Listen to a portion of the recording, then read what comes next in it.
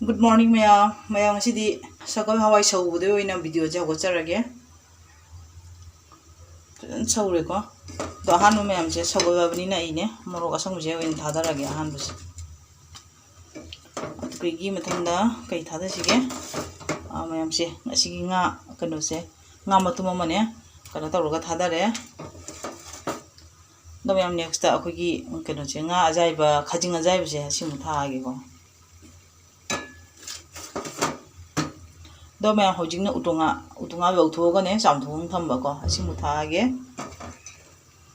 Do mayam hojing na sing ya ba ko si sing simu thakcha lage. Tespata. Do mayam sina aigi jumda hoja ba ko jenam ne ba khatang ta si thakcha lage.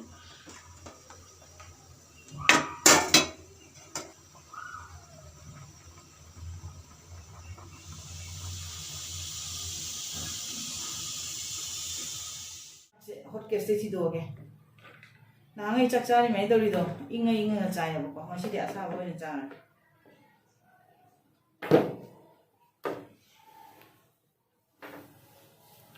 Do mayam ngasi mo ai video ma pu duna ngak chare mayam ai ngasi gi video se kaino na ha bi do ne bemcha mite ha na lai bne ba ko mayam adugi magi request video idi ne ba ko si ne ba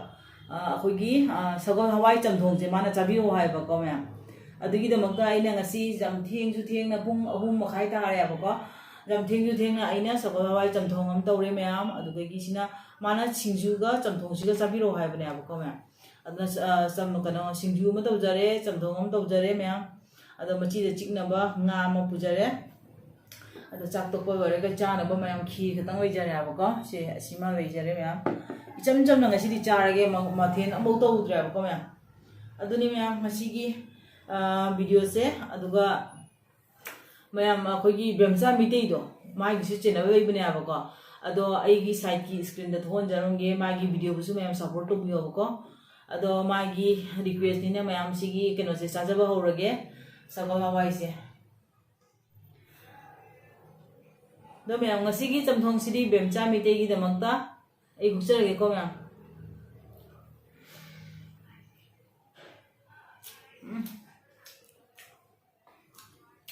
hawo me he ka akui da matunga cha bani na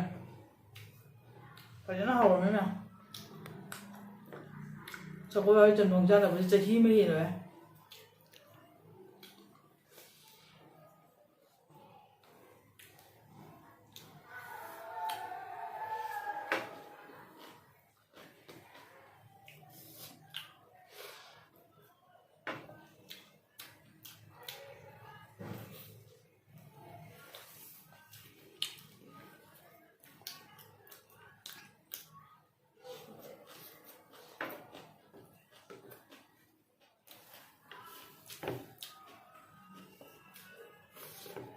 video pajana hawo me na monu cha le si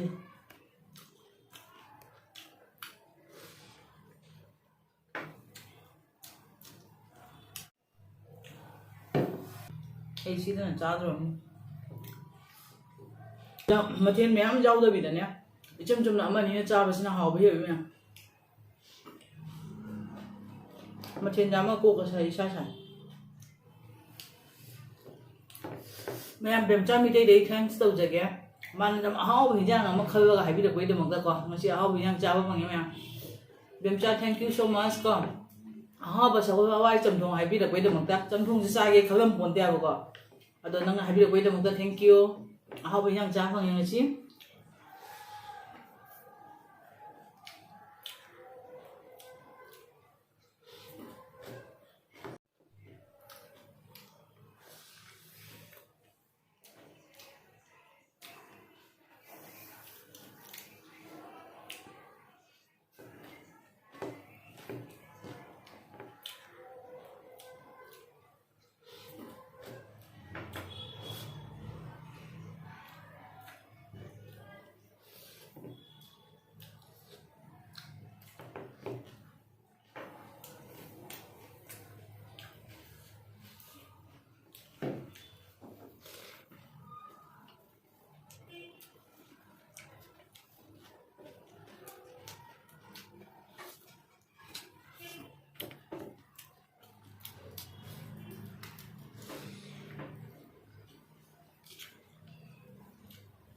ꯃꯌꯥꯝ ꯐꯖꯅ ꯍꯧꯔꯝꯃꯦ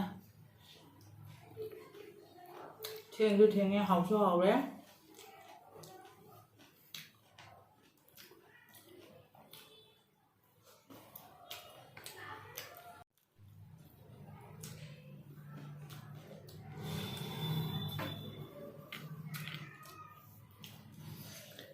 ꯆꯥꯔꯦ ꯉꯁꯤꯗꯤ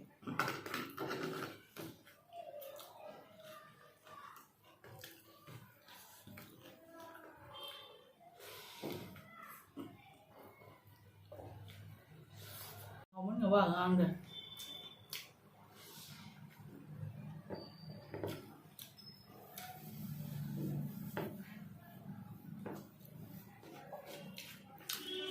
ꯁꯤꯡꯖꯨꯗꯣ ꯄꯨꯔꯥ ꯂꯣꯏꯁꯟꯒꯅꯤ ꯁꯤ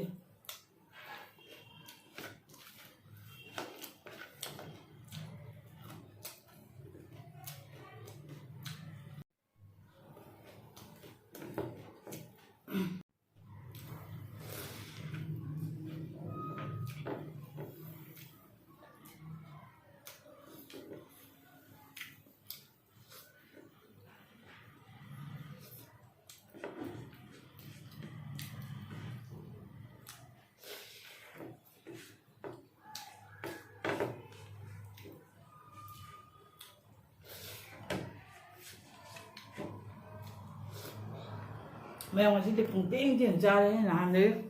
hồng luôn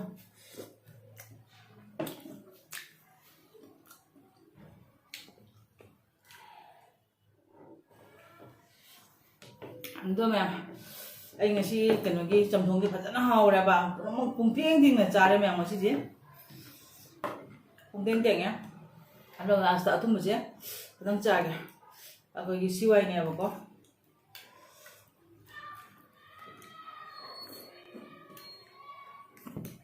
ทีนี้ก็ได้เห็นกันบ้างเดี๋ยวเขาเดาเลย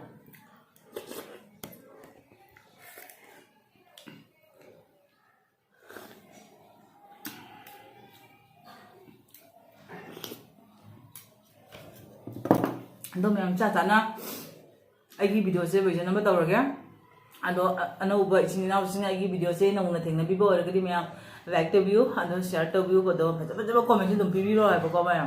अदो subscribe तौदी copy कनो मैम अदो ngasi gi oina gi video sem tan jiga sinjaragi अदो mathang gi video do ma'am पंगनर chama मैम bye bye क्या देखना है मुझे चल रहा है देखो आजा